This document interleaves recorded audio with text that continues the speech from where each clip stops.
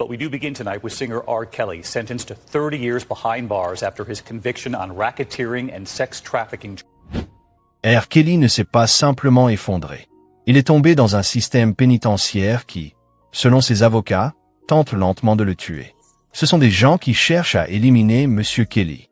On dit qu'il a été attaqué à nouveau en prison. Et la manière dont tout cela s'est déroulé, quelqu'un à l'intérieur veut qu'il disparaisse définitivement.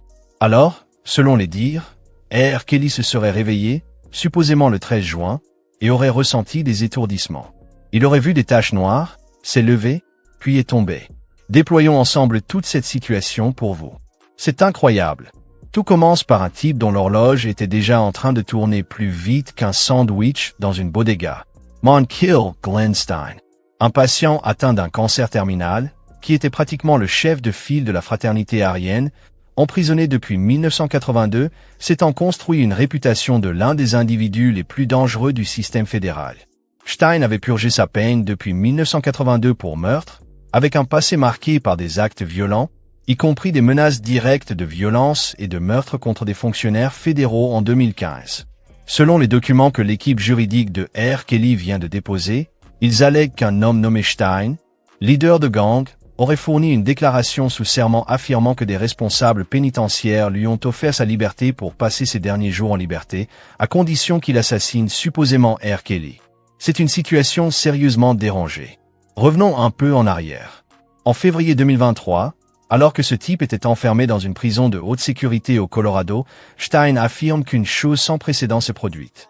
Selon sa déposition sous serment du 19 mai 2025, il a été approché par un agent du BOP, Ray Childry, qui l'avait déjà poussé à ordonner des battues et même des meurtres sur d'autres détenus. Ce n'était pas leur première collaboration. Stein prétend avoir travaillé pour le BOP pendant ses 13 années passées dans différentes institutions fédérales, en échange de privilèges comme l'absence de fouilles de cellules et la permission de faire circuler des marchandises.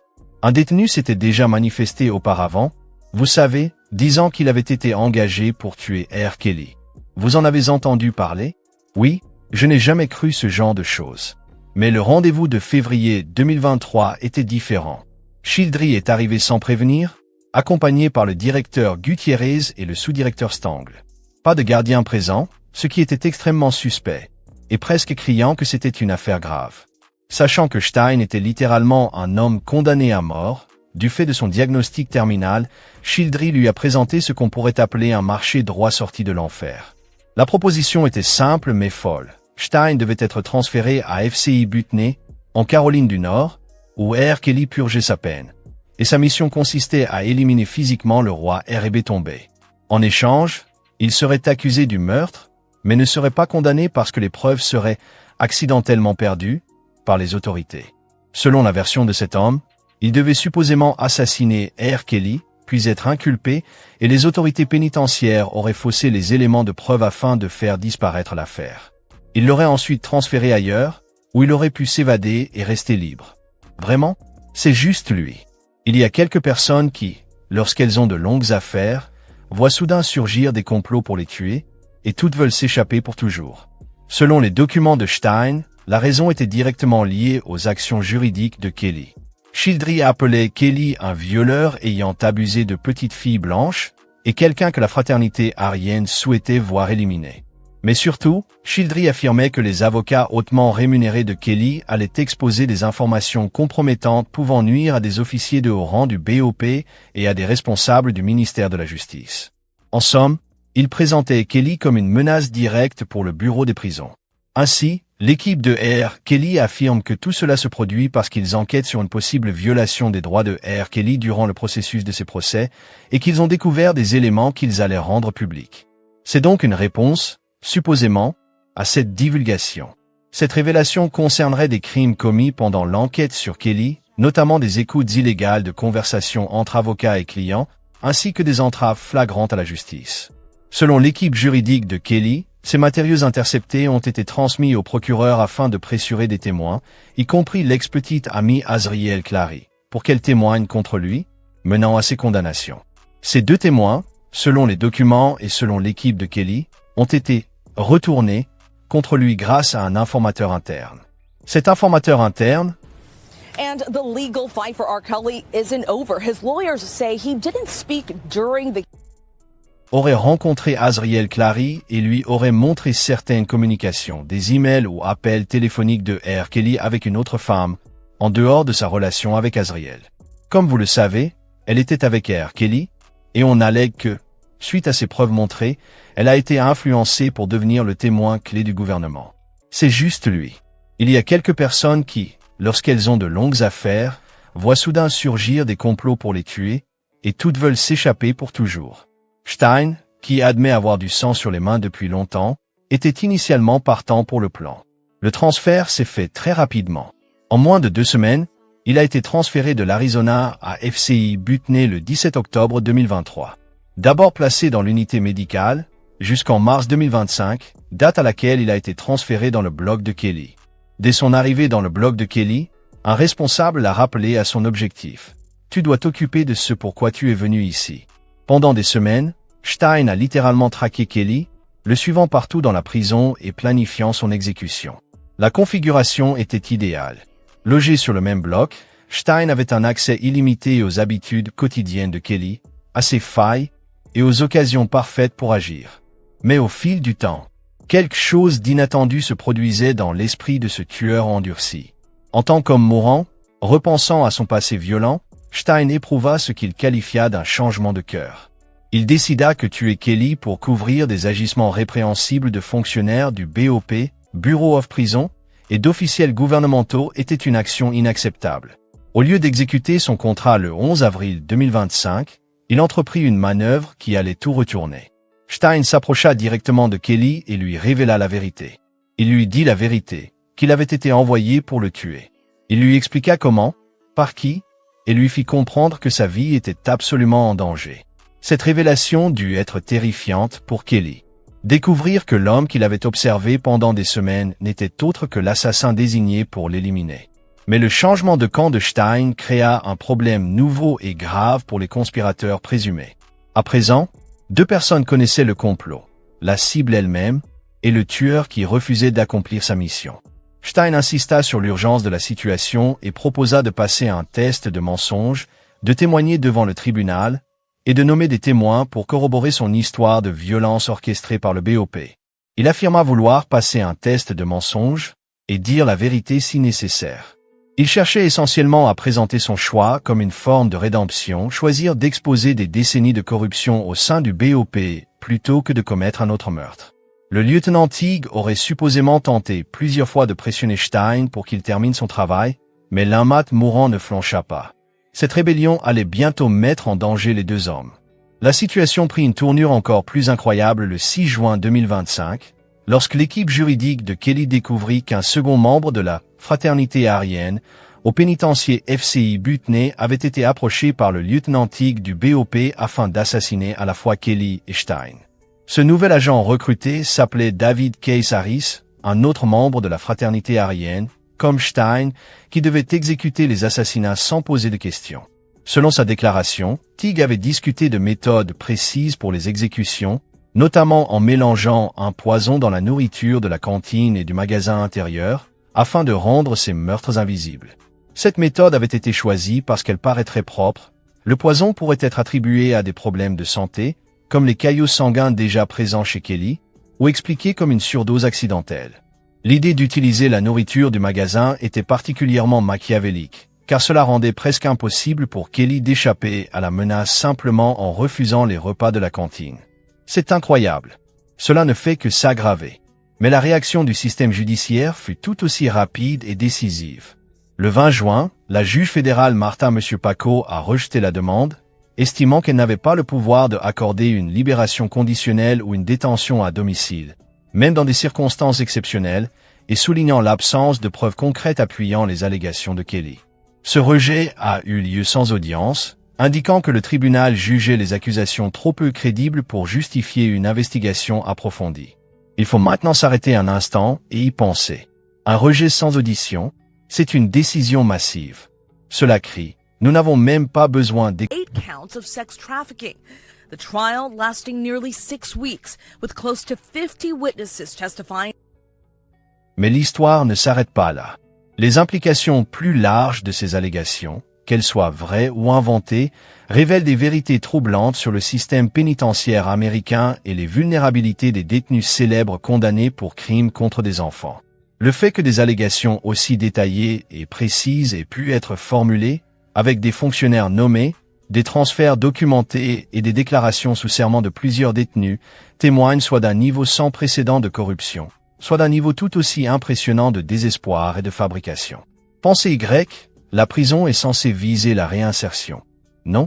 Mais que se passe-t-il quand les personnes chargées de maintenir l'ordre deviennent elles-mêmes les architectes d'un complot pour étouffer un prisonnier? Ce ne sont pas des rumeurs, ce sont des témoignages sous serment, soutenus par des vidéos présumées de surveillance. Seuls les détails sont hallucinants. Un homme allègue un effort concerté pour l'empoisonner, organiser sa mort, tout en étant dissimulé derrière le masque d'un système judiciaire supposé juste et équitable. C'est une théorie du complot devenue réalité, et les conséquences sont franchement effrayantes. La tentative désespérée de faire appel à Donald Trump a amplifié la panique manifeste au sein de l'équipe juridique de Kelly. Ils s'accrochaient à n'importe quelle paille, jetant tout ce qu'ils avaient contre le mur, espérant que quelque chose, n'importe quoi, prendrait. C'est un signe de leur sentiment d'impuissance totale dans les canaux légaux établis. Que dire quand on doit s'adresser directement à un ancien président pour sauver une vie? Cela suggère un système brisé au-delà de toute réparation, où la justice n'est plus aveugle, mais déformée et manipulée par ceux qui détiennent le pouvoir. Et puis, il y a la réponse du gouvernement. Dédaigneuse. Condescendant. Ils ont qualifié cela de « fantasque »,« fantastique », une « théorie du complot profondément sérieuse ». Ils ont même osé moquer les victimes de Kelly et avertir du risque d'établir un précédent pour tous les meurtriers condamnés et terroristes. Sérieusement? Ils s'inquiètent d'un précédent alors qu'une vie humaine est potentiellement en jeu? Cela vous fait remettre en question leurs priorités, n'est-ce pas? C'est presque comme s'ils voulaient que cette histoire disparaisse. Comme s'ils voulaient que la vérité reste enfouie. Et pourquoi? De quoi ont-ils si peur? L'élément clé, cependant, reste la fameuse vidéo de surveillance alléguée. Si elle est authentique, elle constitue une preuve irréfutable d'un projet prémédité visant à tuer Kelly, impliquant nombre d'officiels du BOP dans une conspiration de haut niveau. Mais voilà le problème. C'est seulement une allégation. Personne n'a vu cette vidéo. Elle existe uniquement dans les promesses chuchotées par l'équipe juridique de Kelly. Est-elle authentique, ou s'agit-il d'une autre tentative désespérée pour manipuler la cour et susciter la sympathie publique? Soyons honnêtes, R. Kelly n'est pas exactement une figure aimée. C'est un criminel condamné, un homme qui a causé une souffrance immense à de nombreuses personnes. Il est facile de rejeter ces allégations comme les cris désespérés d'un criminel. Essayer d'échapper à la justice. Mais pouvons-nous vraiment ignorer la possibilité qu'il y ait quelque chose de plus sinistre en jeu? Pouvez-vous simplement balayer les témoignages de plusieurs détenus et les promesses de vidéos de surveillance accablantes? Le timing est aussi suspect, n'est-ce pas? Les allégations ont émergé juste quelques jours avant que l'équipe juridique de Kelly ne dépose sa motion d'urgence explosive. C'est presque comme si quelqu'un voulait les faire taire avant qu'ils ne révèlent la vérité. Puis survient la prétendue surdose. Une crise médicale pratique qui ramène Kelly de manière fortuite à l'hôpital, sous l'œil vigilant des mêmes personnes qui pourraient être derrière son assassinat. Et ensuite, les agents du BOP le transfèrent contre avis médical. Contre avis médical, les médecins recommandaient une hospitalisation de 7 jours et une chirurgie pour ses caillots sanguins. Ils affirmaient que c'était une situation de vie ou de mort. Et les agents du BOP les ont ignorés? Ce n'est pas seulement de la négligence, c'est un acte de défiance. Cela crie, nous sommes aux commandes ici. Nous faisons ce que nous voulons. Ce qui est véritablement troublant, c'est la manière dont ces événements semblent refléter quelque chose sorti d'un thriller hollywoodien. Un détenu alléguant un complot contre sa vie, des fonctionnaires corrompus, des preuves vidéo incriminantes, une supplique désespérée adressée à un ancien président. C'est la recette d'un blockbuster, mais ici, c'est la réalité. Et les enjeux sont plus élevés que jamais. Les implications sont stupéfiantes. Si ces allégations se révèlent exactes, cela exposerait non seulement une corruption profonde au sein du bureau des prisons, mais soulèverait également de sérieuses questions sur la responsabilité de World around him for decades, and authorities believe for years his actions were protected by his fame. Then in 2019, in the TV docuseries Surviving R. Kelly. Cela nous obligerait à affronter la vérité inconfortable selon laquelle le système judiciaire, fondement même de notre société, n'est pas toujours aussi juste que nous le pensons. Ensuite, nous avons Jason Julian, procureur adjoint des États-Unis. L'homme menant la défense du gouvernement. Il ne fournit même pas une once de preuve pour contrer les allégations de Kelly. Juste des déclarations méprisantes et moqueuses. C'est une tactique conçue pour discréditer Kelly et étouffer le récit. Mais elle renforce seulement les soupçons selon lesquels il y a quelque chose qu'ils essaient de cacher. L'appel à Donald Trump, quant à lui, révèle tout le niveau de désespoir. Ils disent essentiellement, nous ne pouvons pas faire confiance au système pour nous protéger. Nous avons besoin d'une intervention extérieure. C'est une condamnation sans appel du processus juridique et une prière désespérée de salut. Le refus de la audience, aussi, n'est rien d'autre qu'un geste de pouvoir, tout simplement. Cela dit, nous en avons entendu assez. Nous n'avons pas besoin d'enquêter davantage. C'est un coup porté à ceux qui s'inquiètent sincèrement de la sécurité de Kelly et un rappel glacial du pouvoir que détiennent ceux en position d'autorité. En somme, cela ne concerne pas seulement R. Kelly. Cela touche la vulnérabilité des détenus, le risque de corruption au sein du système pénitentiaire et l'importance de tenir ceux en charge responsables. C'est une histoire qui doit être racontée et une vérité qui doit être révélée, peu importe à quel point elle peut être inconfortable. La situation entière a l'air d'un scénario soigneusement orchestré, chacun jouant son rôle assigné.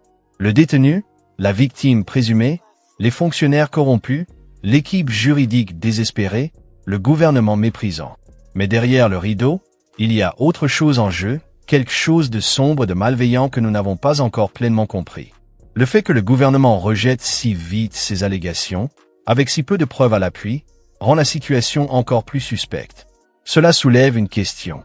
Quoi cherche-t-il à cacher? De quoi ont-ils si peur? Devons-nous nous poser cette question? Sommes-nous prêts à laisser cette histoire s'éteindre?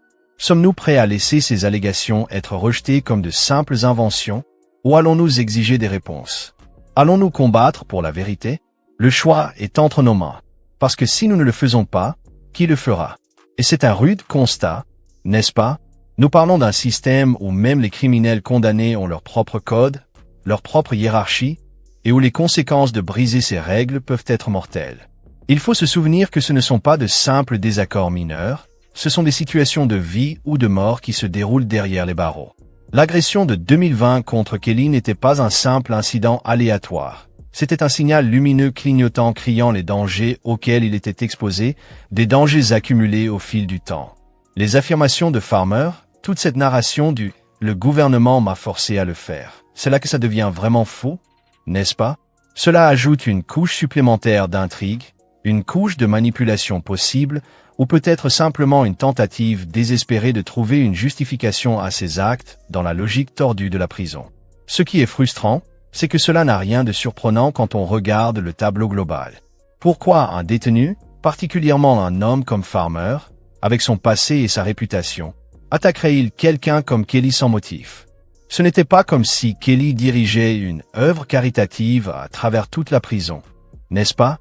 Il était, et reste, une cible de ressentiment, un symbole de tout ce qui est perçu comme injuste au sein du système pénitentiaire.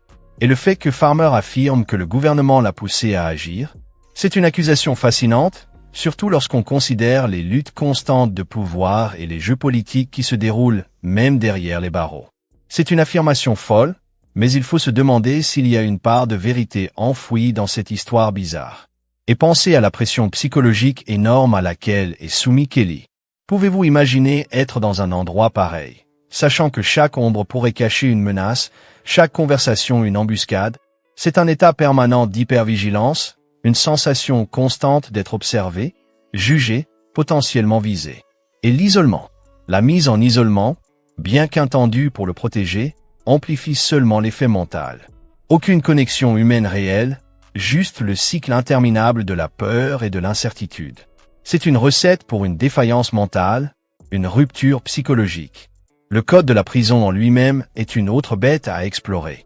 C'est comme une société parallèle, avec ses propres règles, ses propres structures de pouvoir, son propre système de justice brutale. Et tout en bas de cette chaîne alimentaire, Accuse him of abuse. Arrest followed on charges in Illinois and in federal court. Kelly held without bail for nearly C'est presque écœurant à imaginer, mais c'est la réalité. Ils sont perçus comme la trahison ultime, le plus bas des bas. Pourquoi? Ce n'est pas seulement une indignation morale.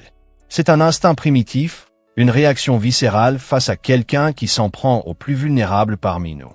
Vous voyez ici une projection des peurs et frustrations les plus profondes de la société sur ces individus.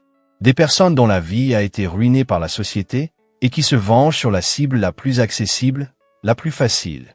C'est une forme tordue de justice de vigile, où les détenus s'attribuent eux-mêmes le droit de punir ceux qu'ils jugent dignes de châtiment. Il ne s'agit pas de justice équitable, il s'agit de pouvoir, de contrôle, d'affirmation de domination dans un système conçu pour arracher toute autonomie. Et le pire, cela est contagieux. Un seul acte de violence, et soudain, tout le monde cherche à s'élever dans la hiérarchie, à prouver sa loyauté envers les règles implicites. C'est une spirale descendante, un cycle de violence extrêmement difficile à briser. Et le fait que la notoriété de Kelly aggrave encore la situation, c'est comme jeter de l'essence sur un feu. Il devient un spectacle, un symbole de tout ce qui ne va pas dans le monde. L'angle de la fraternité aryenne, mon Dieu, c'est hallucinant. On parle d'une organisation raciste blanche prétendant protéger les enfants tout en étant profondément ancrée dans une histoire de violence contre les femmes et les mineurs. L'hypocrisie est stupéfiante. C'est une illustration parfaite de la folie et de l'irrationalité du code pénitentiaire. Ces groupes masquent souvent leur brutalité sous un vernis de moralité, mais en dessous, tout tourne autour du pouvoir et du contrôle.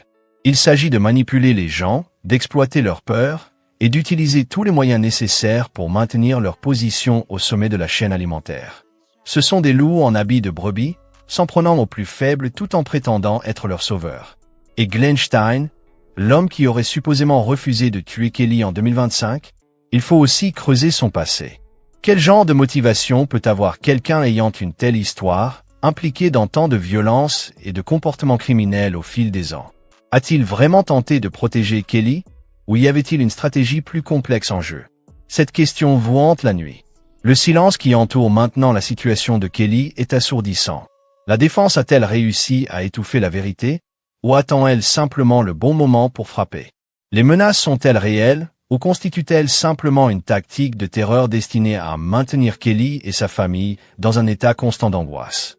C'est un jeu du chat et de la souris, un suspense tendu où les enjeux sont énormes. Le soutien inébranlable de la famille de Kelly est puissant à voir. Soutenir quelqu'un, même quand les preuves semblent accablantes, demande beaucoup de courage et de conviction. Ils tiennent bon, s'accrochant à l'espoir que leur proche est innocent, que la vérité finira par émerger. C'est une preuve de la force des liens familiaux et de la persistance de l'espoir, même dans les moments les plus sombres. Les sentiments conflictuels de Bruce, c'est authentique, c'est humain. Même ceux qui étaient autrefois en désaccord avec Kelly reconnaissent la gravité de la situation, le risque de tragédie. Toute cette saga est un rappel brutal des réalités cruelles du système pénitentiaire, des dynamiques complexes du pouvoir et du contrôle, et de l'obscurité persistante qui habite l'âme humaine. C'est un monde où les règles sont bafouées, où la justice est déformée, et où la survie dépend souvent de connaître le code et de le suivre à la lettre. C'est un monde où personne n'est véritablement en sécurité, et où la frontière entre victimes et bourreaux est souvent floue. C'est aussi un commentaire acerbe sur la manière dont la société traite ceux qu'elle considère comme autres, ceux qui sont perçus comme des étrangers, ceux qui ne rentrent pas dans le moule. Kelly est devenu le symbole de tout ce qui ne va pas dans le monde, une cible pour toutes les colères et frustrations. Le fait qu'il ait subi ce traitement, qu'on lui ait arraché sa dignité et soumis à ce type d'abus, c'est une tâche sur notre conscience collective. Nous devons nous demander, que pouvons-nous faire pour créer un système plus juste et plus équitable, un système qui protège les vulnérables et rend compte les puissants? Quels pas pouvons-nous franchir pour guérir les blessures du passé et construire un avenir meilleur pour tous? Ce n'est pas seulement une histoire sur R. Kelly, c'est un miroir de qui nous sommes en tant que société, de ce que nous valorisons et de ce que nous acceptons tolérer. C'est un appel à l'action, une exigence de changement, une prière pour la justice. C'est un rappel que chacun de nous a un rôle à jouer pour bâtir un monde où chacun se sent en sécurité, respecté et valorisé. C'est un rappel que chacun de nous a un rôle à jouer pour bâtir un monde où chacun se sent en sécurité,